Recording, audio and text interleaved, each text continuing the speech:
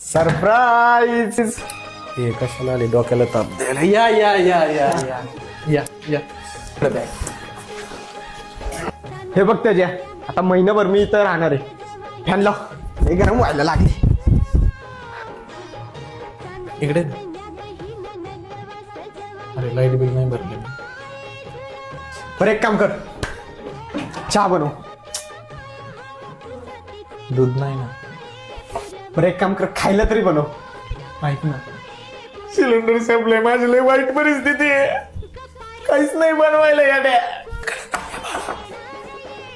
काय हो, रेंटचा काय विषय? रेंट कधी देणार आहे? तर 2 महिने झाले पप्पा माझ्या डोक्यावर बसले रेंट साठी.